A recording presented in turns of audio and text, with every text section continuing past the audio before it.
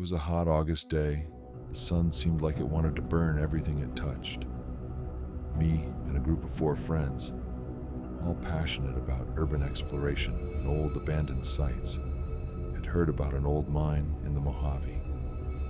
It was well known among local explorers for being shut down and forgotten for decades, a place nobody dared to enter. Or at least, that's what they said. Our curiosity got the better of us. After packing our bags, flashlights, and all the necessary gear, we set out toward that isolated spot right in the middle of nowhere. The approach was already unsettling. No animal sounds, just the wind carrying dust and an oppressive silence. Every now and then, an old rusty sign marked the mine's presence, almost like a warning not to go any further. When we arrived, the mine was right there in front of us. The entrance carved into the rock, with a half-open metal door covered in rust and graffiti faded by time. Around it, just rocks, debris, and the pale sky hanging overhead. We entered with our flashlights on, the beams cutting through the darkness. The air inside was cold, damp, and carried the smell of mold mixed with something harsher, almost metallic. We walked slowly, careful with every step because the ground was uneven, scattered with small stones and remnants of old rusty structures. At some point, as we went deeper, we started hearing noises. At first, they were very faint, almost imperceptible whispers echoing between the rock walls. It seemed like the wind, or maybe some hidden animal. But the sounds were too strange, too deliberate. Then, from one of the side tunnels, came a scream, a bestial, guttural scream, something that couldn't belong to any known animal, let alone a human. It was a sound filled with rage, pain, and terror all at once. A scream that seemed to come from an abyss of despair and madness. Panic hit us instantly. I could feel my heart pounding so loud I thought I'd hear it in my ears. The others shouted. Some tried to figure out where the sound came from, but I only knew one thing: we had to get out. And so began a frantic run toward the exit, sprinting blindly in the dark, trying not to trip or fall. We didn't dare look back, but every step felt like something invisible, something threatening, was getting closer. Finally, we burst outside, gasping for air, hearts racing, goosebumps all over our skin. That's when we noticed something just a few feet from the entrance. On the dry, dusty ground, there was a shoe. A single shoe, old and worn, that didn't belong to any of us. But it wasn't the shoe itself that caught our attention. It was the marks on it. Deep gouges like someone, or something, had grabbed it with their teeth and ripped it apart. No one in our group had lost a shoe. Nobody could explain those marks, or where that shoe came from. It was like that dark presence, that demon whose scream we heard had been there with us, near the entrance, either playing or guarding something. From that moment on, none of us ever wanted to go back to that mine. Even now, every time I close my eyes, I see that darkness and hear that scream that cuts through my bones. I don't know what it was, but one thing's for sure. That place isn't just abandoned. It's cursed. It was supposed to be a simple escape. Just me and my girlfriend, looking to get away from the noise and chaos of the city.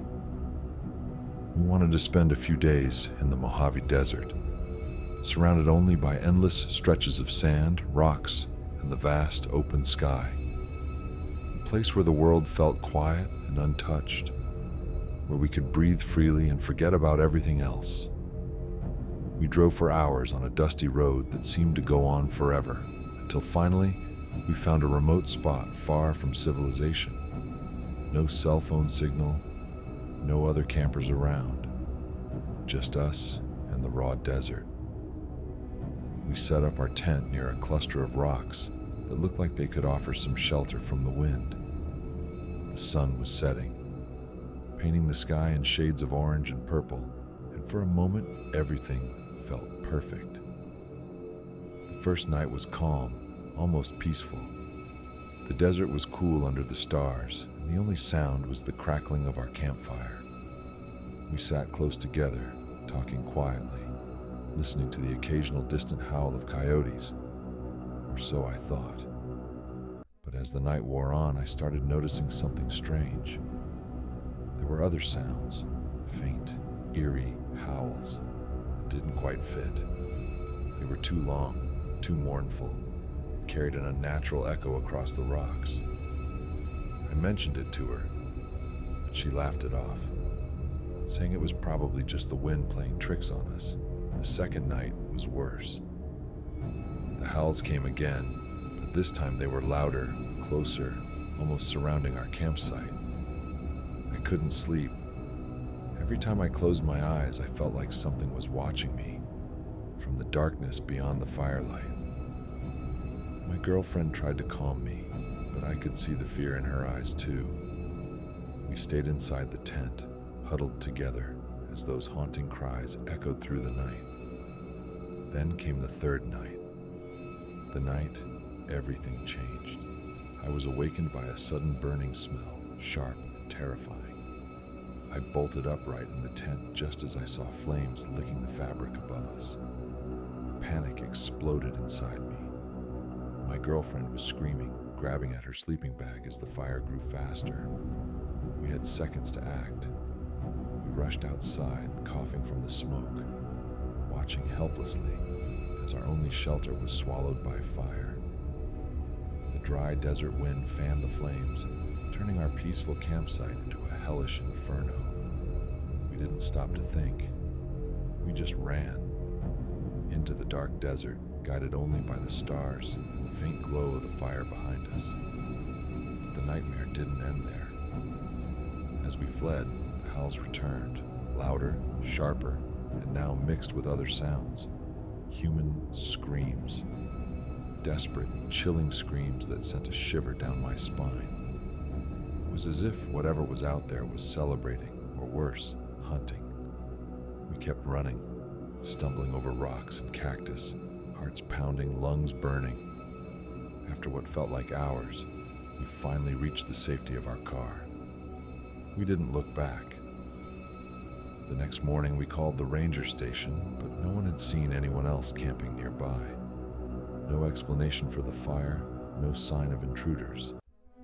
To this day, I have no idea what those howls were, or who set our tent on fire. But one thing is clear. Out there, in the desert, there's something that shouldn't be disturbed. Something dangerous. And if you listen closely on a quiet night, maybe you'll hear the echoes of those screams too. I've always had this uneasy feeling about my mom's past. She grew up in a small town in Mexico, a place I never got to know well. She never talked much about those years, always changing the subject whenever I asked. But something about her story never added up. A few months ago, I was driving through a stretch of desert on my way back home after a work trip. It was late afternoon, the sun was low, and the empty highway stretched for miles under the scorching sky. I was alone, lost in thought, when suddenly a couple of cars pulled up behind me and forced me to stop on the side of the road. Two men got out, rough-looking with cold eyes and hard expressions. One of them pulled out a gun and pressed it against my side. My heart slammed against my ribs, every instinct screaming to run, but I was frozen. They demanded my wallet, my phone, and the few belongings I had with me. I handed everything over without a word, trying not to make any sudden moves. Then something strange happened. One of the men took out his phone and made a call. I couldn't hear the conversation, but it was clear it was important. After a few minutes, they handed me back my stuff. Everything. No explanation, no threats, just a cold nod and a warning glare before they disappeared into the desert heat. I couldn't stop thinking about what had just happened. How did they know who I was? Why did they return my things? Later, I called my mom and confronted her. She didn't deny it. Instead, she told me things I wasn't ready to hear, about old ties, dangerous connections she had tried to leave behind, about people she owed favors to, people who still watched over her from the shadows. I've been torn ever since. Part of me wants to confront her and get the full truth. The other part is terrified of what I might uncover.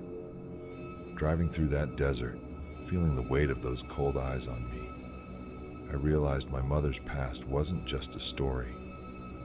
It was something alive, something dangerous, lurking just beneath the surface of my life. And now, I don't know if I can ever go back to the way things were.